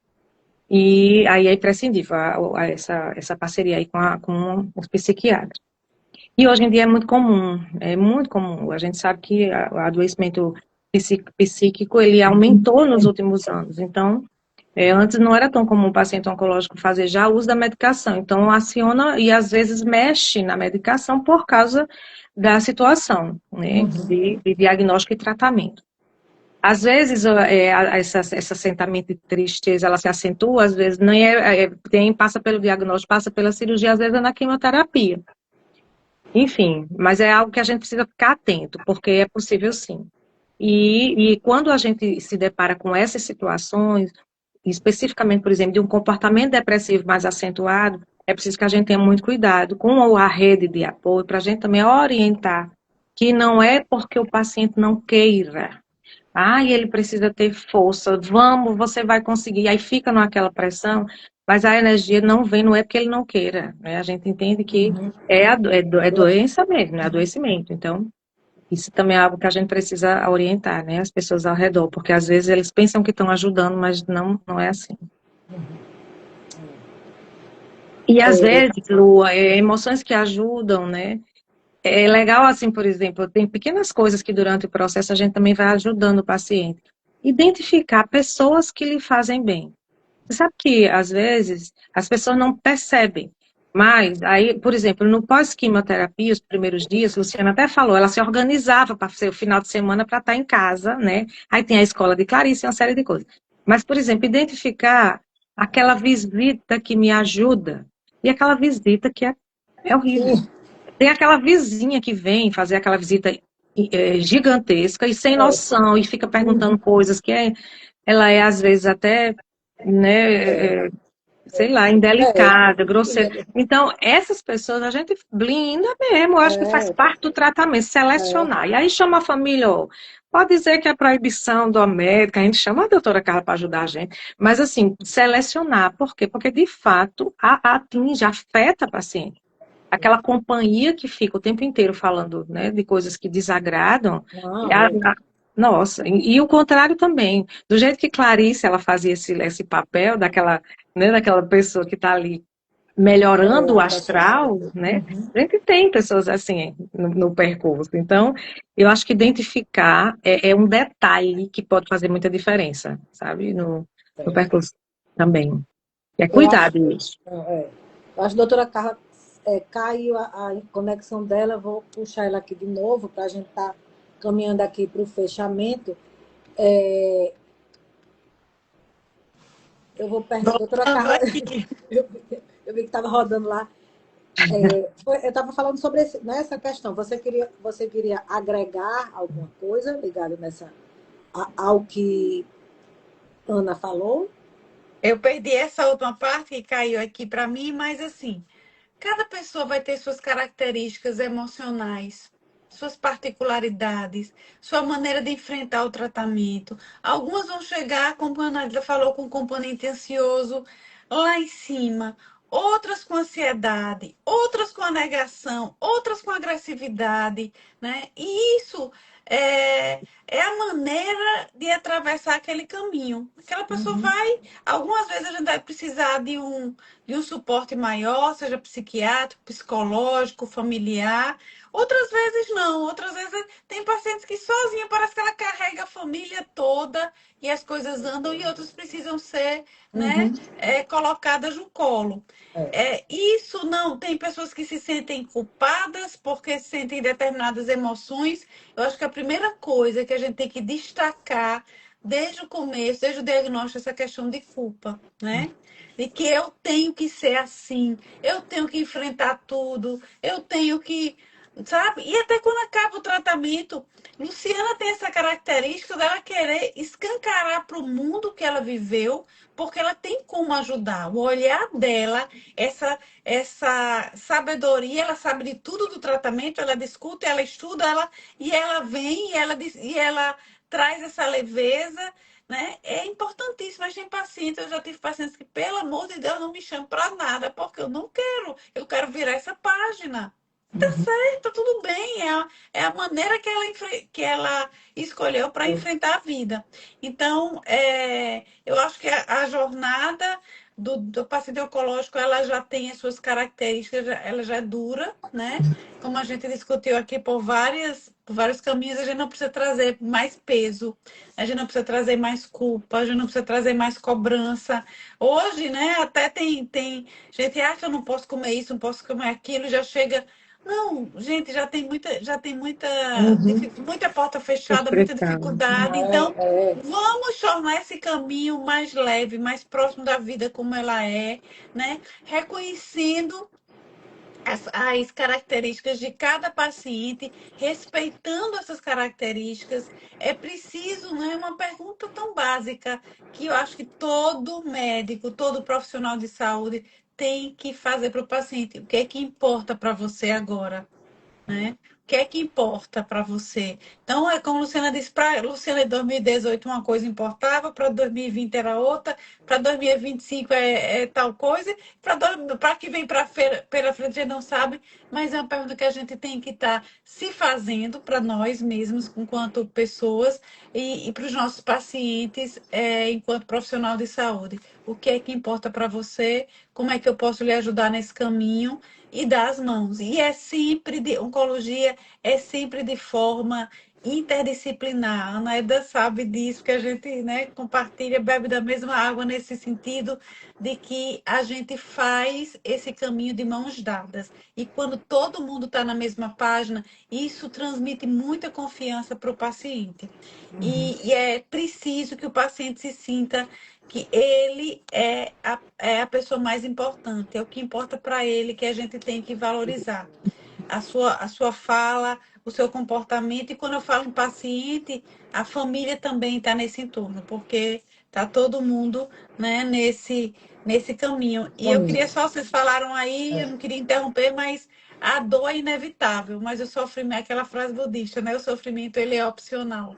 Eu posso escolher como é que eu vou atravessar esse caminho, se olhando para baixo e vendo lama, ou para cima e vendo estrela, e agradecendo e tendo esse caminho iluminado pela nossa espiritualidade, pelos nossos amigos, pelas relações que a gente tem e esse que a gente faz, né, por causa da doença. Então, provavelmente, esse vínculo que a gente tá aqui foi costurado aí por um diagnóstico de câncer, né? E eu, Anaide e Luciana, já é o terceiro momento esse ano que a gente está junto, contando essa história, e eu sempre aprendo muito, muito com elas duas, né? Com a história, com a vida vivida de Luciana e com esse olhar, Muito, ao muito. mesmo tempo técnico e poético de Ana Hélida. E na próxima live, a Ana Hélida vai levar o violão, porque ela também é cantora, e ela Olha, nos Ana, encanta com a eita, voz. que É. bacana. Isso aí, músicas. Muito bem. Pois É, vamos então, combinar. vamos. Bom, então, assim, já foi falado, mas a gente está aqui no fechamento. Que conselhos vocês dariam para as mulheres que estão enfrentando um diagnóstico recente? Bom, vou dizer, procurem ajuda, né? Reconheçam suas limitações, confiem em quem vocês escolheram para cuidar de você. Confiar não significa, como a Anélia bem colocou, que você não possa pedir uma segunda opinião. Se alguém que está cuidando de você não lhe permite se sentir seguro, então talvez você tenha que repensar isso, porque Uhum. é preciso que você se sinta segura. E esse modelo é muito seu. Não saia do consultório sem tirar suas dúvidas. Aquela pessoa que você escolheu para cuidar de você é a pessoa mais indicada para lhe orientar, né? A sua voz, o seu papel também é importante nesse caminhar. Então, resumindo, procure ajuda, confie em quem você escolheu para cuidar de você e se abra para o aprendizado que vem. É transformador. O câncer é um ponto de mutação na vida das pessoas, muitas vezes para melhor. Na maioria das vezes é transformador para todo o entorno, inclusive para nós profissionais. Eu me sinto privilegiada de poder acolher tantas vidas e me transformar com as histórias delas. Bom, Show, obrigada. né? Acho que Carla disse tudo já, né? Vou só adicionar para alguém que está passando pela situação, pela experiência, né? Primeiro, deixa eu dizer que você já começou, né? Se você decidiu cuidar de você, parabéns, é um começo, é o começo e ao mesmo tempo não perca isso de vista. O seu cuidado, ele começa com você mesmo. E aí, escolher o passo a passo, aquilo que for possível você escolher, não abra mão dessa escolha. Veja o que é melhor, qual é a forma de você ficar mais confortável, né, nesse processo, e não abra mão disso de jeito nenhum. Na medida do possível, vá adicionando aquilo que você considera vida, né, saúde, quando não estiver fazendo tratamento, quando não estiver no ambiente de tratamento, faça coisas que lhe traga muito assim, prazer mesmo, né? Busque pessoas que lhe façam bem. Isso tudo também é tratamento, é cuidado, né? Então não perca de vista isso daí.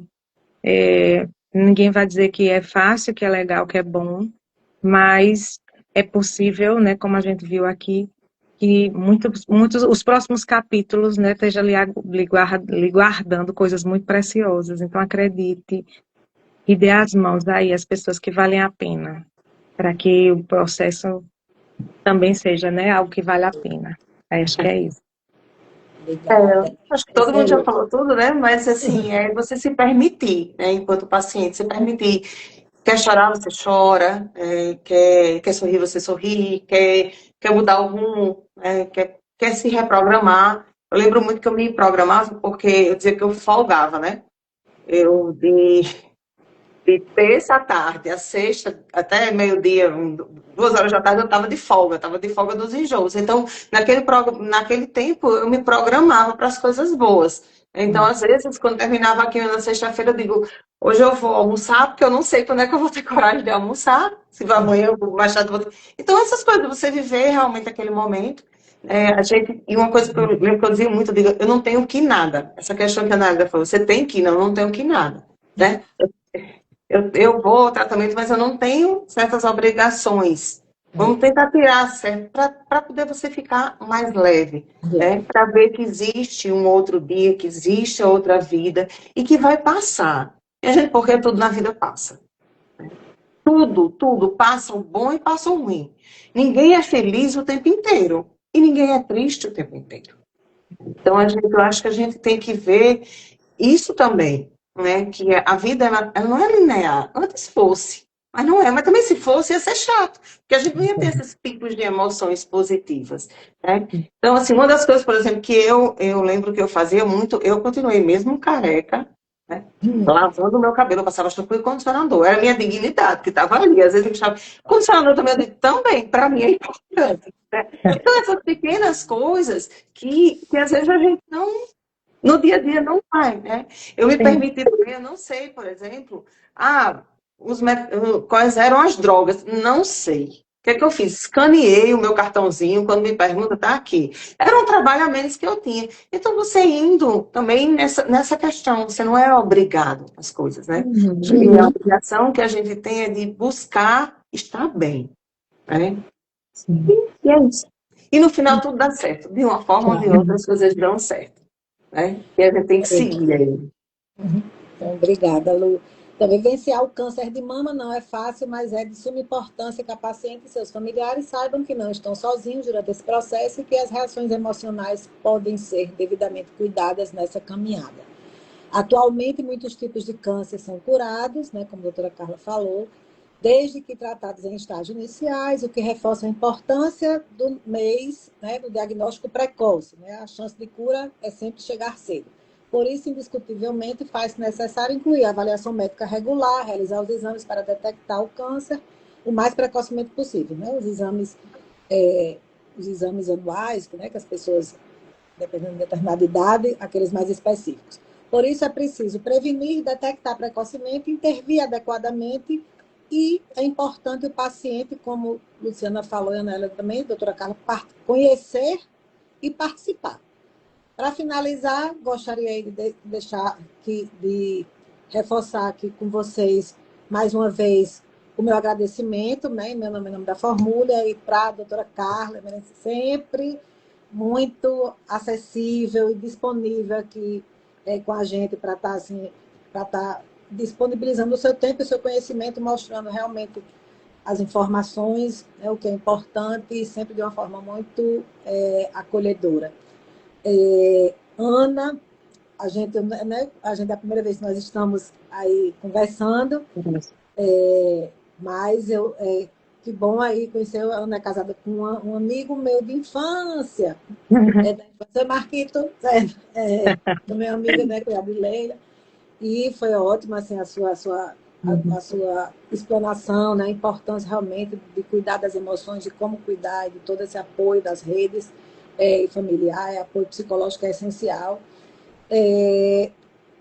Sem palavras, assim, o depoimento, né, o compartilhamento da experiência nela mesmo, de Luciana, foi fantástico, assim, eu agradeço bastante, isso com certeza vai ajudar bastante, né, todas, né, assim, a intenção da live, como a doutora Carla sempre fala, assim, é mostrar que é possível e que quem está no momento passando, ou alguém que conheça, a gente deseja que ajude.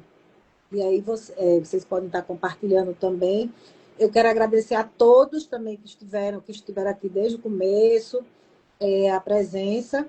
E a gente vai fazer a nossa foto, a gente vai fazer a foto, já vai estar disponível no Instagram da Formula Live completo, vou compartilhar e colaborar com as convidadas, e amanhã sobe para o canal do YouTube da Formula. E espero aí que tenham... Oi, Rita, prazer aí ter você aqui com a gente. Então, vamos fazer nossa foto. Você falou uma coisa antes, depois eu não sei se ela está, mas eu vou ligar para ela. Quem foi que falou? Que disse? Foi Ana, que falou, tem uma pessoa que reza muito, faz muita oração, que bom que você vai se Fui santificar. eu, Você tá orando amiga muito, minha. né? Que disse, É. foi Luciana, foi mesmo, alguém. Aí tem eu tô vendo ela aqui, Margot, ela gosta muito de rezar. Uma amiga, ela, às vezes, alguma coisa que eu tô errada, eu tô rezando por você, mas Margot, olha, você vai. Olha, você está Depois fala, santificando, tá vendo? tá vendo? Agora tá vendo? Muito bem. É isso. Não, é sempre bom. Então vamos. Pronto. Todo mundo ficou bonito.